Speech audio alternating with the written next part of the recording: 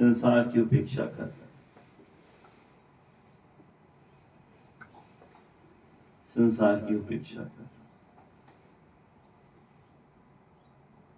संसार क्या है नीरा? मन। संसार की उपेक्षा कर।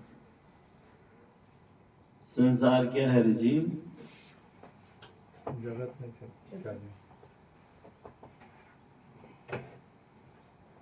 संसार की उपेक्षा कर, अपने स्वभाव में स्थित होना ही मुक्ति है। स्वभाव मतलब आत्मभाव। संसार की उपेक्षा कर अपने स्वभाव, अपने आत्म भाव में स्थित हो जाना ही मुक्ति है। संसार की उपेक्षा कर, अपने आत्म भाव में स्थित हो जाना यही मोक्ष है, ऐसा अष्टावक्र कह रहे हैं।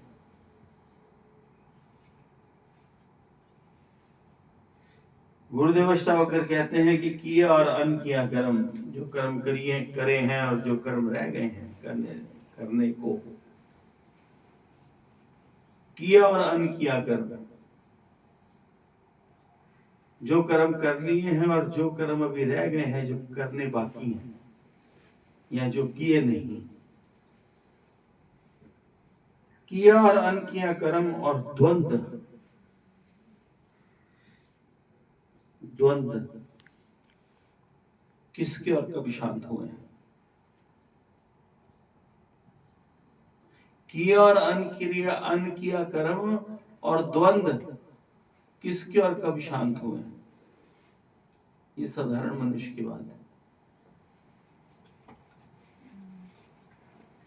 किया और अन किया कर्म और द्वंद्व किसके और कब शांत हुए हैं? इस प्रकार निश्चिंत होकर इस संसार में निर्वेद, निर्वेद होता है डिटैच होकर, उदासीन होकर, वैराग्य में आकर त्याग और अवर्ती हो।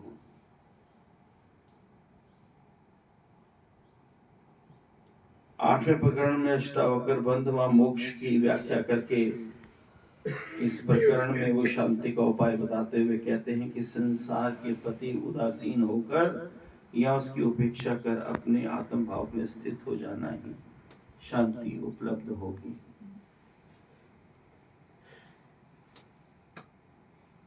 संसार की उपेक्षा कर अपने समभाव में स्थित हो जाना।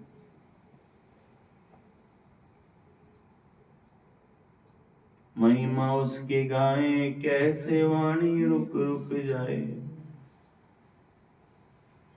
तीन लोक चरणों में जिसके भक्ति चवर झुलाए। मस्ताना योगी आया है, सो हम पाठ पढ़ाने।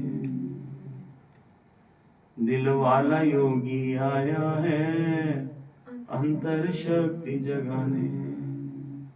संसार की उपेक्षा कर,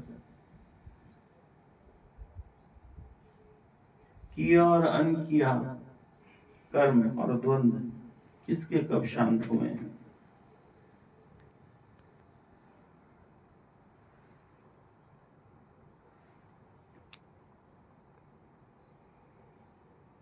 अपने पूर्ण रूप से आत्म भाव में स्थित हो जाना ही मोक्ष है।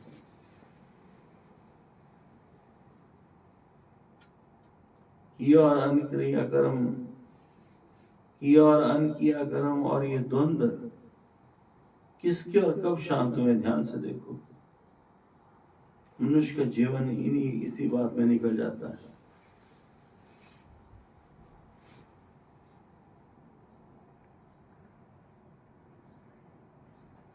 वे कहते हैं कि जो कर्म किए जा चुके हैं वे वासना और अहंकार से किए गए हैं। वाह! वो कहते हैं कि जो कर्म किए जा चुके हैं वो वासना और अहंकार से किए गए हैं।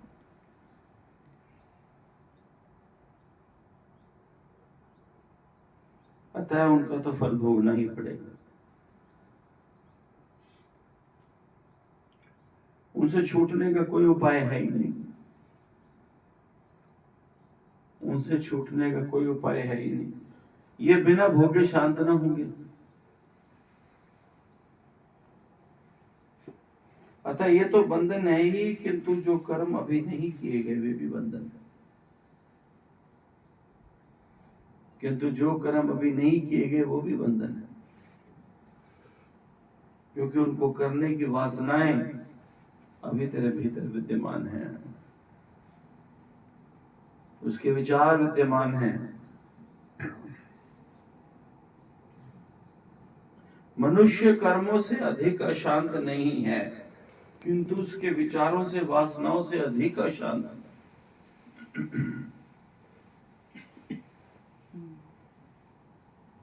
कर्म की अपेक्षा विचारों का महत्व सर्वाधिक है।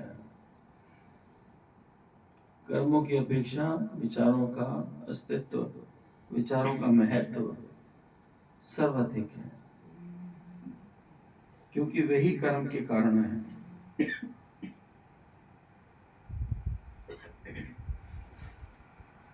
विचारों की तरंग उठते ही भीतर मलिनता प्रविष्ट हो जाती है। विचारों की तरंग उठते ही भीतर मलिनता प्रविष्ट हो जाती है। यही पाप हो गया, यही बंधन बन गया, यही उपद्रव शुरू हो गया। अपराध करना ही पाप नहीं है, अपराध के विचार आना भी पाप है। अपराध करना ही पाप नहीं है, अपराध के विचार आना भी पाप है, क्योंकि ये विचार ही मनुष्य को पापी बना देते हैं। इसी से मनुष्य सुख दुख, लाभ हानि, प्रेम घृणा, हिंसा हिंसा, ग्रहण त्याग, राग विराग, जीवन मृत्यु आदि द्वंद्वों के आधार पर ही चलता है।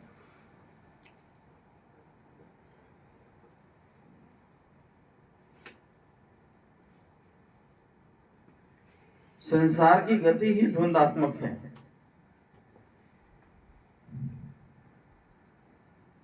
ये द्वंद्व एक ही सिक्के के दो पक्ष की भांति हैं। सुख मांगेगा तो दुख साथ में फ्री में आ जाएगा।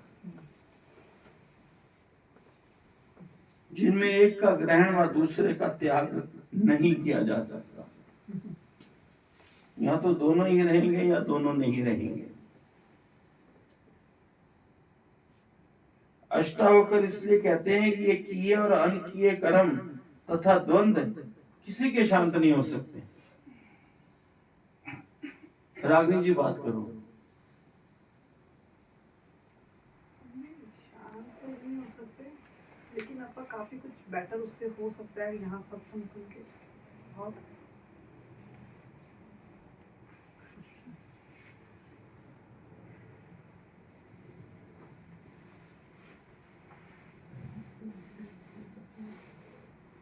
ठीक है, सही बोलते हैं।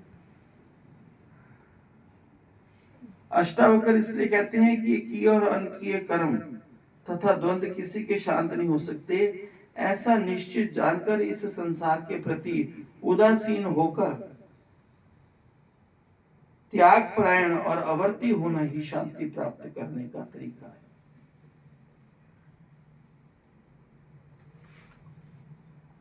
व्रत ले लेकर कसमें खा के इनको छोड़ने के प्रयास से मनुष्य के अंदर में और एक नई किस्म की अशांति पैदा हो जाती है कि कर इतना लिया, मेरा कुछ नहीं।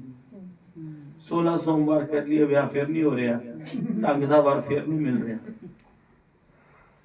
जब भी सवेरे उठ के जाती सी शिव जी चढ़ाना, तुम दसा सी मैं 16 सोमवार कितने ताई मन मुकेश मिले कभी नहीं की मैंने, व्रत ही नहीं करती। तू कितने सी? व्रत तो बहुत किए थे, हाँ। पर ये सोच के नहीं किए थे कि क्या ऐसा पागल मिल जाएगा। संत है। संत है। मेरे डैडी ने उनका नाम ही भगत जी डाल दिया। नहीं अब बोल नहीं देते कुछ और, तो भगत जी कहना है। नहीं जी है, उन्हीं के सिर पे तो हूँ मैं। हाँ जी, मोह नहीं करना पड़ता। मोह नहीं है, सब तेरे पति से पहले हमारा संत है। हाँ है, बिल्कुल है। पूछते हैं आपको फोन करके, सानी जी ठीक है ना?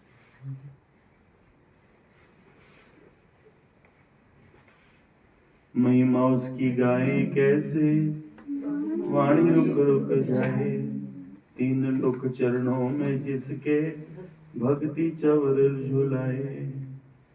वो अमर सन्मुख हाँ वाह सुंदर।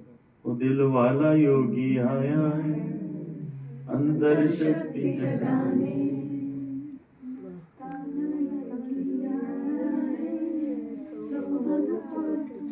व्रत लेने का कसमें खा खा कर इनको छोड़ने के प्रयास से मनुष्य और एक नई अशांति पैदा कर लेता है। जो है उसको भोगने में तो शांति है ही, उसको छोड़ने की जिद से और नई शांति पैदा हो जाती है।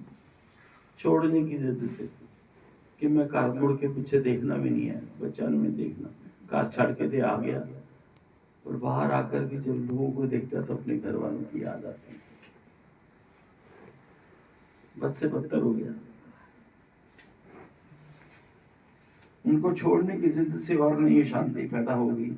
इन दोनों प्रकार की शांति को दूर करने का एक ही उपाय है कि स्वाभाविक रूप से जो हो रहा है उसे स्वीकार कर लेना और अनाग्रह पूर्वक, कोई आग्रह नहीं जीवन में, कोई इच्छा नहीं, अनाग्रह पूर्वक जीवन जीना ही मोक्ष का मार्ग है, ऐसा गुरुदेव अष्टावक्र कह रहे हैं।